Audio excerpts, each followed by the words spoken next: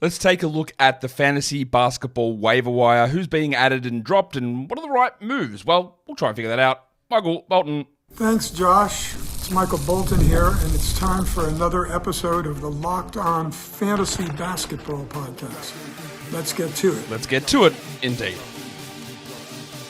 You are Locked On Fantasy, your daily NBA fantasy podcast. Part of the Locked On Podcast Network, your team every day.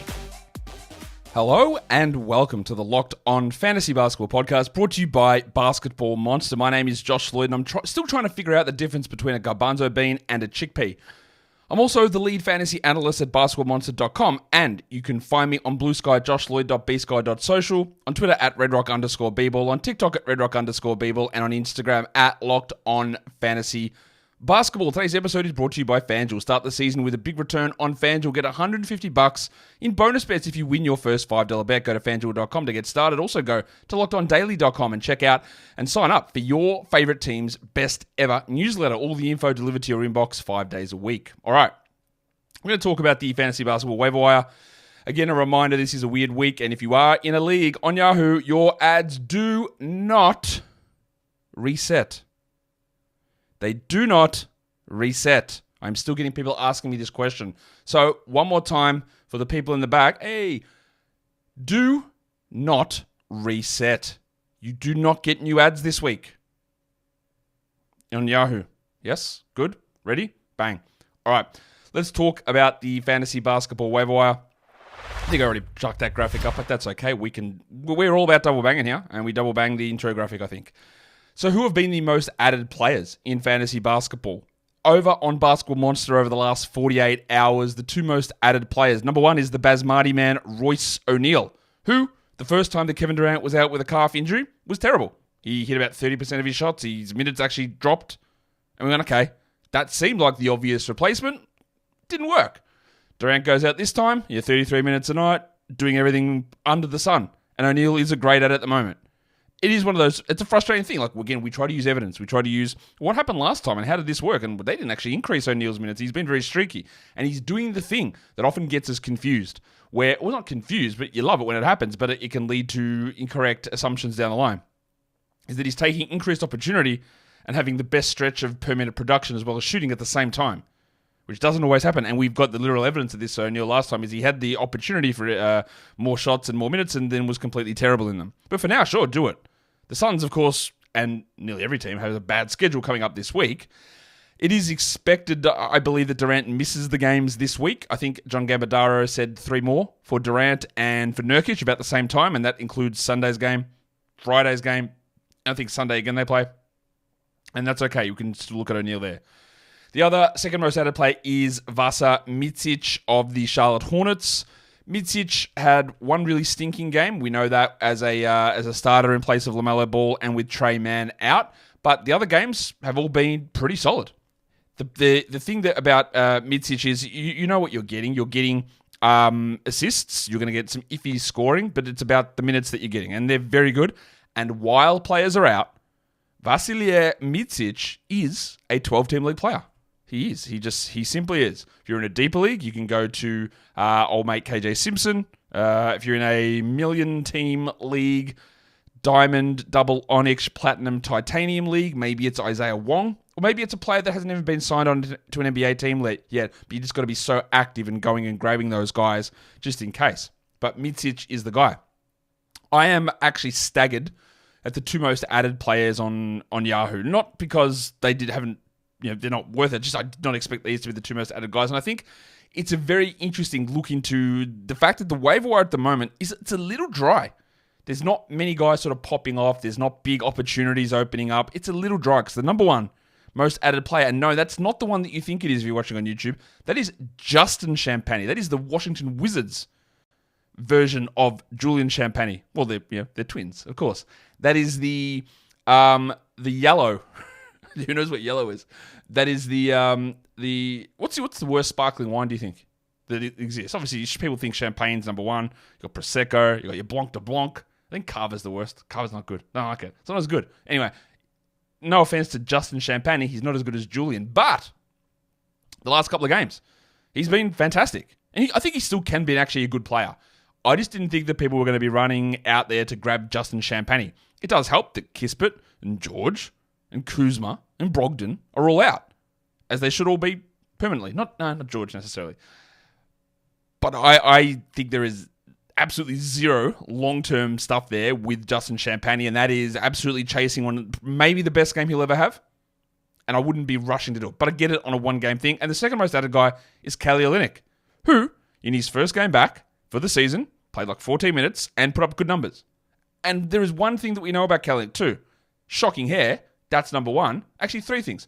Bad hair, Canadian, two negatives already. And the third thing is he puts up fantasy numbers whenever he plays. This is beyond doubt. But I don't think that I would be rushing to add a Kelly Olynyk on a team like Toronto where he might, what he play, 20 minutes? It's streamable, absolutely. But he won't start over Barnes. He won't start over Pirtle, very obviously. If there's injuries there, sure. And maybe he fits into the, hey, let's just hold and see, because if he plays 20 a night, there might be just enough to hold. And if he gets to 27, you're talking top 50. I get that part of it. I'm much more on board with adding Olynyk than I am with Champagnie. But if he's a 16-minute-a-night player and they're trying guys like Mobo and Abaji, and Pirtle continues to play 33, which he will, I do not believe that Olynyk will cut into Pirtle's minutes, but that's just me. I would be a little cautious. No problem with him at all. He just does need at least 1 to 2 injuries, I think, to really kick off as a 12-team league guy, old mate Kelly Olynyk. The two most added players on Fantrax, Cason, Wallace. We know what Cason is. Well, maybe we don't, actually. Maybe we don't know what Cason is. I actually do think that Cason Wallace has a chance to develop into a legitimate top-level point guard. You can look at past Kentucky point guard Shai Gilgeous-Alexander, Tyrese Maxey. I don't know that he's that player. I don't think he's got that offensive burst in him. But I think he's got a lot more than what we've seen in OKC. But there's no room for that to really happen here on this team. What he is at the moment, Wallace, is a guy that starts, say, semi-majority of the games. Can get you steals and out-of-position block, 3-4 assists, maybe hit a 3 or 2. But it's really just about defensive stuff. So I get that he's been added, and Fantrax uses a 7-day ad period to adjust this stuff. That's cool. Wallace is fine as an ad there, but not a must. And the next one is Flaming Mo Wagner, who, much like Kelly Olynyk, is a guy that in 18 to 19 minutes can put up big fantasy numbers. There is an assumption that with Franz Wagner out, Mo Wagner will be the big pickup. We'll see. Orlando plays today. I don't really get how that happens. Mo Wagner he's a center who plays a little bit of power forward, whereas Franz plays the sort of the 2 and the 3 with a bit of the 4 mixed in there as well at times. So, yeah, we'll get a little bit more of Mo, maybe 1 to 2 minutes, but a couple of extra shots. I don't think that makes him an absolute guarantee must roster. And we talked at length about the Franz Wagner situation yesterday. We are going to talk in this show later on about the Brandon Ingram injury situation, so don't be stressed. That will come. We will talk about the Brandon Ingram stuff, and I think the actual outcome of that is going to be very similar, or the initial view of it is going to be similar to the way that I viewed the Franz Wagner scenario. So we'll talk about it a little bit later. Today's episode is brought to you by Mint Mobile. With big wireless providers, you know what they do. They obfuscate. They hide. They trick you. They don't. Whatever you think you're getting is not necessarily what you end up with. When you go in, you're in the store, you're signing up, and you get back and you see your bill, you go, hang on a second. What is this? Why is the price jumped all the way through the roof?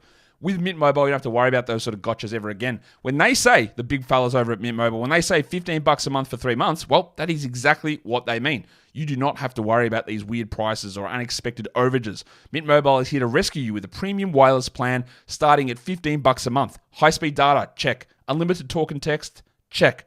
The nation's largest 5G network, double bang. With your phone, bring it across. You can use that on Mint Mobile's network. You get all your existing contacts coming across as well. And you get that 3 months of premium wireless service for $15 a month. To get the new customer offer and your new 3-month premium wireless plan for just $15 a month, go to mintmobile.com/LockedOnNBA. That is mintmobile.com/LockedOnNBA. Cut your wireless bill to $15 a month at mintmobile.com/LockedOnNBA. $45 upfront payment required, which is equivalent to $15 per month. New customers on first 3-month plan only. Speeds get slower above 40 gigabytes on unlimited plan. Additional taxes, fees, and restrictions apply. See Mint Mobile for details. So we've talked about who gets added or who has been added. What about who has been dropped over those similar or same timeframes? Number one most dropped player on Basketball Monster is Toumani Camara.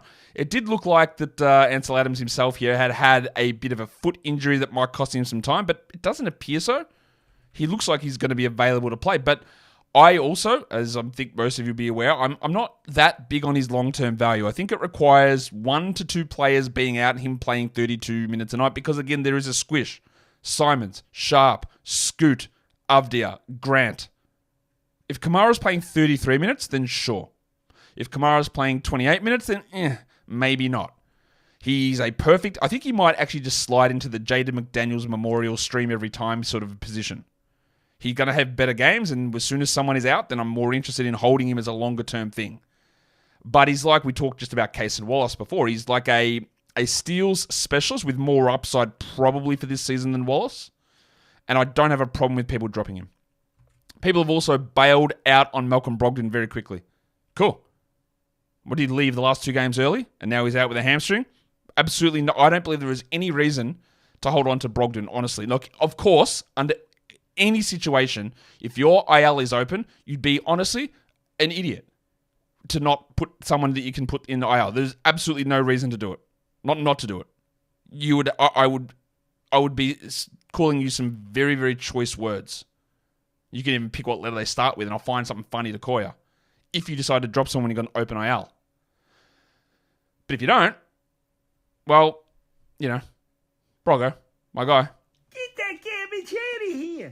The most dropped player on Yahoo is Marvin Bagley III. This is, again, the evidence, where we go back to the Justin Champagnie one, is that people saw Bagley start out of nowhere, put up a decent game, and go, oh, man, I've got to have Marvin Bagley. He's bad, though, yeah, we recognize that. And they said, oh, no, he's bad again, so they dropped him and they added Justin Champagnie, which, again, Champagnie's a better player than Bagley. I don't have any problem in saying that, but I think it's just going to be, that's churn, that's chum. That's just moving through blokes. But the Bagley ups and downs is humorous. And Quentin Grimes, the second most dropped player, cool, yeah, obviously. Grimes, and people were very slow in that. And I think one of the advantages you can get, and I talked about this on a show yesterday, I think it was, one of the advantages you can have in fantasy is detaching yourself. And when I talk about that is, like, as soon as Luka and Kyrie, and to a lesser extent Clay, were back, you just move on from Grimes. You just get rid of him. You get the next guy in. You didn't need to hold him. We're like 5-6 days removed from that now. Maybe it was last weekend when those guys came back. And yeah, sure, there might be like one good game that Grimes chucks in there, but it doesn't matter. All right, that doesn't matter. These sort of fringy type players, they might come in and play one good game with everyone else back. A Spencer Dinwiddie type. But you shouldn't care. You'll be able to find equivalent type production in many different spots, and we always have the mantra of let's get out ahead of it. So waiting until now to drop Grimes is ridiculous because he had a bad game yesterday. Look, what did you think he was going to do? And I know this is not you because you guys are on top of things, right? You're all on top of it. What do you think he was going to do? Playing 22 minutes a night behind Luka and Kyrie and Clay. Do you think he was going to magically find this value? This is what again, apologies if this is you. Like, I don't, unless you want it, and you want me to talk down to you. Do you want me to say some bad stuff? Will that help you? I'm joking. But like making that decision and waiting, you can miss. Now, you probably didn't miss many other opportunities this week because it's been a weird week. All right, maybe you didn't miss anything. That is okay. But it's weird for me to see this and go, what? Why? Because a lot of the moves on Yahoo are incredibly reactive. Incredibly. Oh man, he only had he went scoreless last game in 20 minutes. Yeah, of course. That happens. The opportunity was not there. People base a lot of decisions, and I know this is getting a little bit philosophical, they're basing it entirely on results versus expectations, opportunities. The opportunity just wasn't there. So move on. And I hope all that makes sense in terms of, did you miss out on anything? Maybe not. But you could have. There could have been something really... Herb Jones might have been sitting on your waiver wire, and you went, oh, but look at Grimes. Last game, he actually had 20 points in 27 minutes, and maybe we do that. We keep... you never know. You do, though. But even if you don't know, and even if Grimes somehow then carved out 30 minutes and Jason Kidd said, actually, Clay, you're a 19-minute a night bench guy and Grimes is our starter, and then you made that mistake, I dropped him. Don't worry about it. you got to sort of try and look forward on a lot of these things, I believe, and not be beholden to these guys that you grab off the waiver wire who are short-term injury replacements. Sorry, hope that makes sense. The 2 most dropped players on Fantrax, this is a 7-day reporting window. Alfred Payton, who literally plays for nobody, so sure. And then Moussa Diabate, because Nick Richards is back, sort of. He was back and he's out again. Mark Williams is back. Miles Bridges, I'm guessing, will be back. And Tisha Slan, who knows. But Diabate had an opportunity with everybody out. We loved him. We thanked him. Thank you, Moussa. Fantastic. And now we move on. Now we stream him in when we're looking for rebounds. And that is probably about it. Don't really see what else we would do there. Normally when I finish the most added and most dropped guys, we look at must roster players. And like I will continue to say and continue to really drum into everybody here, is that I don't know your league. I don't know individual players available. So I have to have certain criteria and things like that. So what I do when I look at the must roster, I look at the next 2 weeks. I try to see which players might be available in leagues with a decent enough cutoff here, who should be very strong top 100 guys. And honestly, nobody came up. Nobody came up where I go, whoa, that guy's actually available in a lot of different spots, and he shouldn't be. Maybe go and grab him. So I'm not going to sit here and force feed you these guys absolutely must roster players. If you have a particular player in mind, you can put it in the live chat here on YouTube. You can put it in the comments on YouTube. You can actually drop a comment on Spotify as well.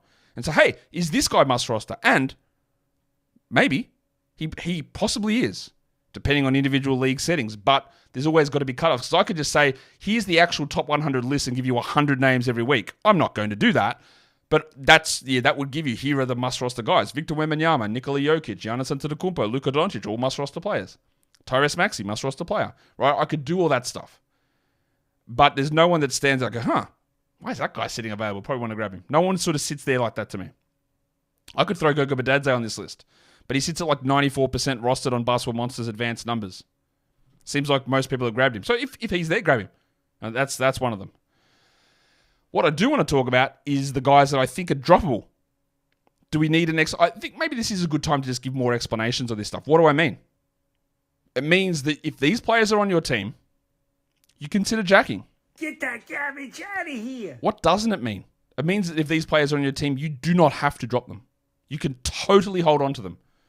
But if you're in a 10 or 12 team league, 14 team, you probably keep all of these players, I would say. This just caters to the majority leagues. Sorry, double Onyxes.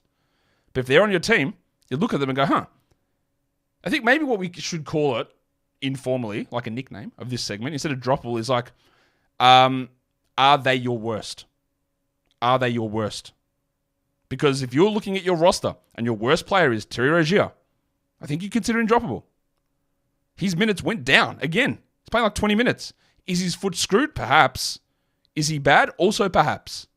It's more likely that the foot is a problem, but it's not going away, is it? And we have absolutely zero evidence to suggest that Rozier in the Miami ecosystem with the Miami teammates is a good player. We have zero evidence to that. None at all. So if he sits there as your worst player and you want to take advantage of that roster spot to add somebody, to try somebody, to stream in, to do whatever, to take in an unbalanced trade, whatever, I think he's expendable. Again, you don't have to, but you can. Klay Thompson, much easier decision than Terry Rozier. You just don't need to roster him. And this sounds stupid, I know, because he scored 20 points last game. But I don't care. I'm not basing it on what did you do in the last game. I'm basing it on what have you done all season and what do I expect you to do as we move forward. And I don't expect Klay to be a worthwhile, every night, have to hold on to player. I also think that we don't have to roster Brandon Pajemski. He moved into the starting lineup, and I said, okay, that's interesting. You're going to play 32 a night? I'll grab you. We'll see where we go. But he's not, is he? He's playing like 25 a night as a starter, and there'll be the occasional good game, but there's a million stinkers. Steve Kerr seems to be very much on his case. The percentages are all over the shop, but he's only playing 25 a night, and that is not enough. So if Pajemski is on your team, you do not have to roster him. And the same goes with his teammate, Javon Hield. Always going to be one of the funniest things to me in the world, the way that people were absolutely frothing Buddy Hield at the start of the season. And yeah, that was great. He had like 30 usage and 78% true shooting for the first week. And it was like, cool, this guy is number 10 in the Hoops Hype global rating system. But these things are it's the ultimate, hey, this is going to regress. Now, in saying that, Buddy is going to be way better than he currently is. But I will continue to say the same thing about Buddy Hield. Unless he gets like 24-ish usage and plays 30 minutes, he's nothing for 12-10 leagues. He's not good enough. You don't need him. So if he is on your roster, get rid of him.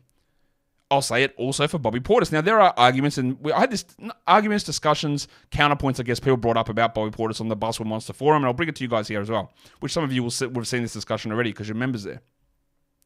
I've been talking about this for probably 4 or 5 weeks, I would say, about Juice McBride. About saying that McBride is doing just enough as a 27-minute-a-night reserve player that if he could be your worst or second worst player in a 12-man roster, and then if someone gets hurt, he's a 40-minute-a-night top 70 guy, and that's maybe worth holding. And the argument was, hey, shouldn't we have a similar idea about Bobby Portis? Is that he's doing just enough to be held onto, but if there's injuries, then he'll jump up to be a high-level player. And in the past, that was definitely more true. The difference between those scenarios, and you can judge this however you like, but the difference between those two scenarios to me is that we'll just use McBride. And I know I'm just going to go a little bit long here, but that's okay.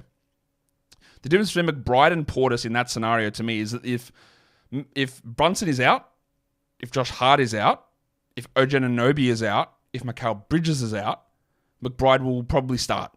And his coach is an insane person, so he'll play 45 minutes. Right? So that will happen. If all those guys are out, that is what will happen. I'm very certain about Juice McBride. What we have seen with Glenn Rivers is that even when Giannis didn't play, Bobby Portis didn't start. In the past, if Giannis would go down, if Lopez would be out, Portis would play. He'd play 30 minutes, 29 minutes. He'd get a lot of shots. He'd get points and rebounds, and great. But he did not even do that when Giannis went down.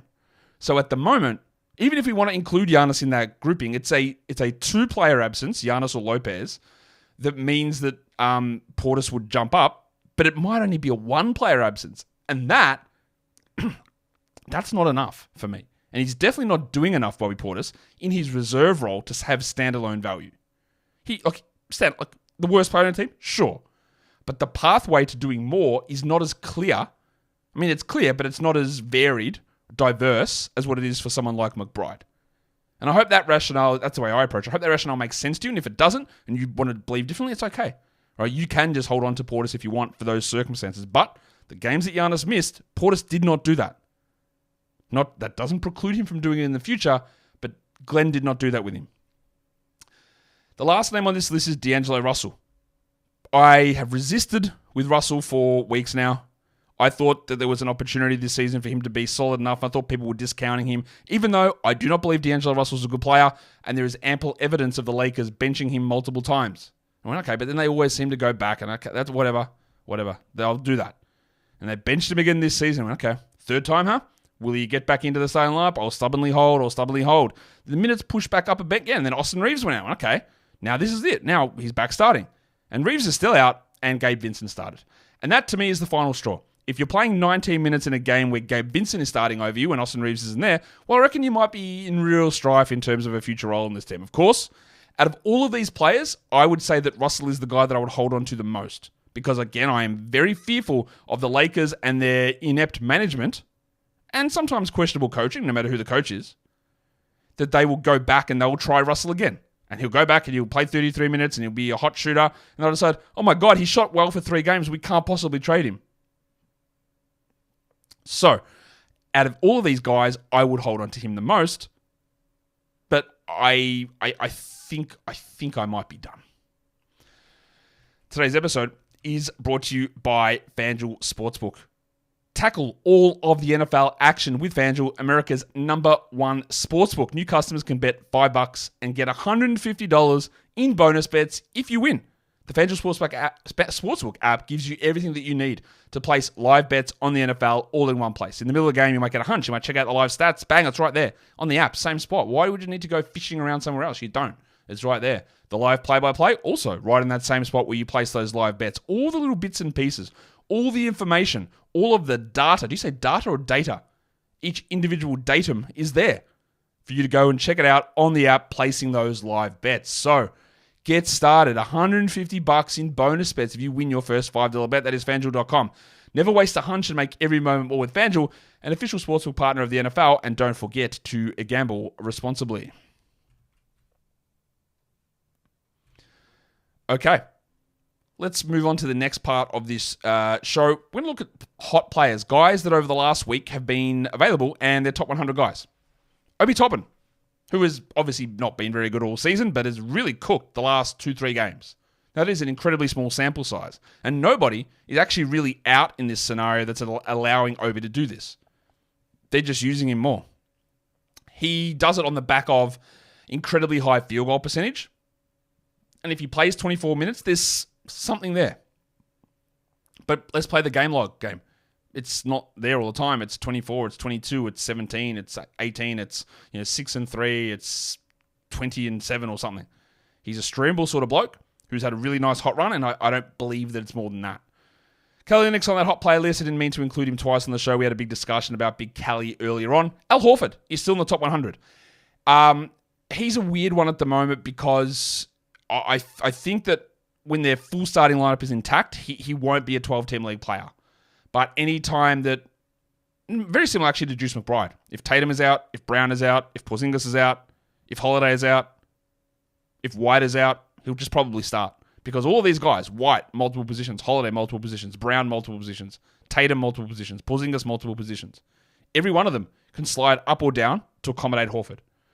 So he is a tough one, and 24 a night is not enough if he's a bench player, but if he's a 29-minute a night starter through an injury to any one of those guys, or an absence or a rest or whatever, then he's useful. So he is borderline, because he'll have his own rests. So maybe we look at him as like a super streamer, a guy we hold, look at how the schedule plays out, blah, blah, blah. But not someone I'm going to feel super excited about. Grayson Allen has been putting up very strong numbers. It does help that both Nurkic and Durant are out.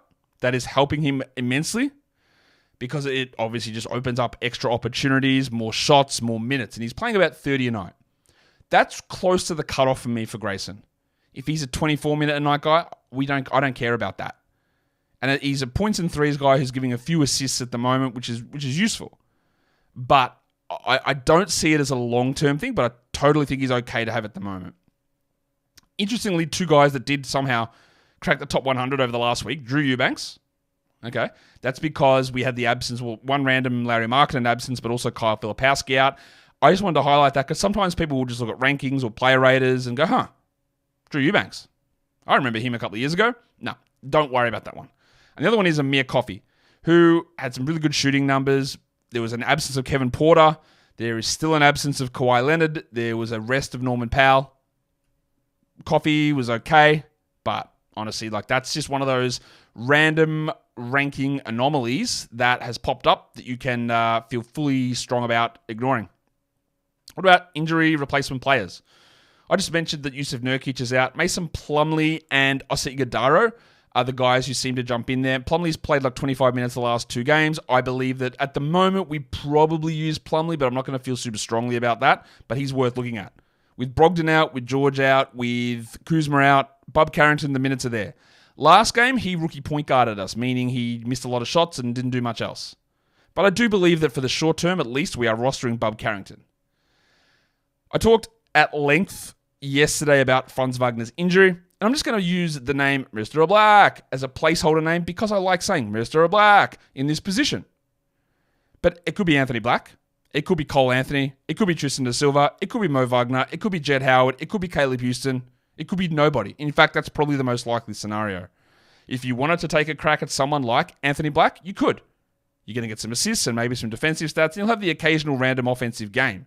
But I don't think that anybody is an absolute guaranteed must-roster guy. You could look at Kentavious Caldwell-Pope, but he's not really a big usage riser. They need usage. Cole Anthony, I think, is going to be the only guy really that can generate his own shot, maybe Jed Howard. And we will find out way more about that. Stay tuned for the recap show later today, in today's recap, because they play and we'll see what happens. So I'm going to put that Anthony Black as a placeholder sort of there. Jamal Murray is out again. So that means, short term, it is Russell Westbrook. We also saw a really good game from Julian Strawther, but that was with Aaron Gordon also sitting. So keep an eye on Strawther. But Westbrook, if Murray is out, and while Murray is out, if it's long-term, I don't know.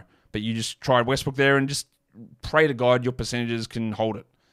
I've got Precious Achiuwa on here because Karl Anthony Towns was out in the last game and he played 28 minutes and Jericho Sims started and played 6. I will it's always important to understand biases. I think this guy's terrible press to shoot. I think he's not a good player at all. I also don't think that Tom Thibodeau likes him. I think a lot of people think that Tibbs likes him as a player. I don't believe he does. I think that every time that he has got minutes has been because the other option is Jericho Sims. Like, that is the reason. It's not that Tibbs goes, we've got to find the minutes, because I think the evidence from last season is that when they were healthy, he'd played like 15 and not be good enough. But, whatever. I think if you play Precious at the 4, you're in massive trouble. If you play him at the 5, he's not really big enough and he's a terrible decision maker. I think he is bad. But if Towns is out, their other options are way worse. So if Towns does remain out, then Achua is going to be streamable. But he, to me, is not someone that I would just want to hold. He is not in the same category as Juice McBride to me. And the last game, I'll just throw this on here. I'll throw it on here now. We're going to talk more Ingram now. But Herb Jones. If Herb Jones is available, go on at him. The shooting from last game is not a realistic thing for him long term, but he's just got to be added in all spots. So that brings us to more of the Brandon Ingram stuff. As you're well aware, maybe not, Brandon Ingram suffered an ankle sprain and a high ankle sprain. That is a long-term injury. That is not one game. That is not 1 week. I'm expecting that is 3, minimum, up to 6. And if there's one thing that you know about Brandon Ingram, is that he's incredibly overrated and bad. No, it's that he's a slow healer. He's a slow healer. And we banged on and on and on. Maybe I didn't bang on enough, actually, about trying to sell him high. But now he's out long term. So, the name that everyone seemed to bring up to me was, hey, Josh, should I get BJ?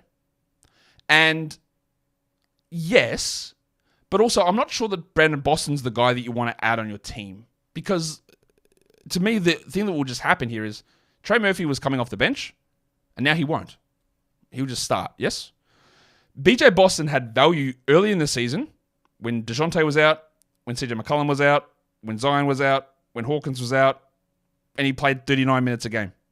I like BJ Boston a lot. I think he can be an interesting player. But the opportunities are not here. Boston, CJ McCollum, and DeJounte Murray have played 20 minutes together all season. Boston's a shooting guard who played a little bit of point guard, right? That's what he is. I don't think he's going to be... Ingram was playing like the 3 and the 4. I don't think that's going to be something that Boston's going to do. I think what you are going to see, like I said, I think you're going to see Trey Murphy start and he'll probably hit 37 minutes a night. Herb will play 35 a night. There's your 3 and your 4. And then you get Jeremiah Robinson-Earl and Javonte Green and a bit of Jamal Cain mixed in there as well. And Boston gets those minutes as the reserve behind CJ and DeJounte. I do not believe that they'll move him into a 30-minute-a-night starting role because Ingram is out. I do not think that'll happen for BJ. Again, who knows what Willie Green does? Maybe he does something different. I said 29 minutes. I've actually played 22 minutes. Sorry. I said 22 minutes. I've actually played 29 minutes. But in those minutes, Boston had a 17% usage. It's very low sample, obviously. But I don't see that for him.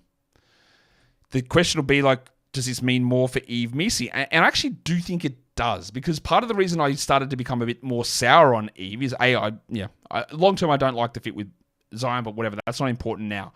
It's that when they had DeJounte, CJ, Ingram, Herb, and Trey, they're your best 5 players, so you've got to find a way to get them on the court together, meaning they've got to go small more, meaning Missi doesn't have that opportunity. But now, with no Ingram there, Murphy doesn't play that center role, or Herb doesn't play center, and you get Missi's ability to rise back up.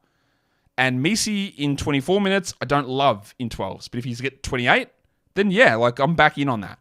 So that's a little bit more interesting. I put Cole Anthony's name here on a list of other names. Again, we will find out a lot more about the Magic today. Because they're playing. And it's not always about who is the best player. Obviously, Tristan Da Silva started games, and he's not the best player. Is Anthony Black their best player? I mean, obviously not. But does he actually fit a role? Who will shoot that is not Jalen Suggs? And is Jalen Suggs someone you want shooting? Not really. So it's going to be intriguing to see how Jamal Mosley handles it. Maybe he just does handle it and go, well, let's just try 30 minutes of Anthony Black in that spot. But I do think that you're going to have to see Cole Anthony. And if Cole Anthony comes out, not even if he starts on it, but what if he comes in and comes in the 6-minute mark of the first quarter and then plays, 15 minutes straight? You go, absolutely adding immediately, right? Because that's like a 25 to 30-minute roll, and that's enough. What if they start Jett Howard and he plays 15 first half minutes? Like, okay, I'm in. If they start Mr. Black and he plays 15 first half minutes, I'm in. I just don't know what they're going to do. And I have to try and think logically about who can generate shots. And it's Cole, it's Mo, but I don't think you want Wagner, Carter, and Goga all playing together. And it's maybe Jett Howard. I think Brandon Clark is being significantly under-rostered. He was awesome in the last game, and we've been banging on about him in the stream shows for weeks. With Zach Edey out, that Clark's got a little bit of value here. I think in a 14-teamer, perfect. 12, maybe. He's doing enough, sort of. And the same goes with Haywood Highsmith. I do not trust Haywood Highsmith's value, production, or minutes in the slightest. But Little Chungus is not playing ever. We are seeing a lot of Highsmith, no Jaquez, no Rozier. Highsmith can get you 3 to 4 steals at a time. Not every game, clearly, but he can do it. He had a solid enough scoring game last time out. He's probably undervalued Haywood. He's more of a 14-teamer who I don't hate as a 12-team guy. I'll put Wendell Carter on this list as well because he's available. Just go grab him. Like, I think there will be a little bit extra to him to do with Franz out. And the last name I want to talk about is Ochai Agbaji. Not to say you've got to add him, to say the opposite. He's done. It's finished. He was able to play very well and improve on the back of 50% three-point shooting, close enough to it, when there was no Barnes, there was at times no Barrett, there was no Quickly, there was no Olynyk. And all those guys are back, apart from Quickly now. So Agbaji, while he might start, he played like 21 and 22 minutes the last 2 games, and he remains Ochai Agbaji. So yeah, like, move on in 10s, in 12s, and in 14-team leagues, I think. And that is a bit of a longer waiver wire show. And part of the reason I went a little bit longer here is that I'm not doing a daily preview show, a look-ahead show for Monday. There's one game on. It's Toronto, it's New York. So I just all said that about Agbaji. Maybe hold for tomorrow because it's that game. Maybe add pressures for that game. But you just want a body that plays. And reminder, 1 game Monday, 2 games Tuesday, 2 games Wednesday, 3 games Thursday. No games, 8 games, next 4 days. You can't double up. You can't get back-to-backs. Nothing like that happens. Longer term view, have a look at maybe what you can do as we move forward. Evaluation period, terrible week, all good. Guys, I reckon we might head out of here. That would be probably the right thing to do. You guys need to go and double bang. It's part of your obligations, religious or otherwise. So hit the thumb, leave your comments, and don't forget, recognize the good. Recognize the positives that you bring to yourself, to others. There's no harm in doing that. Sometimes we all need it. Guys, we are done here. Thank you so much for listening, everyone. See ya.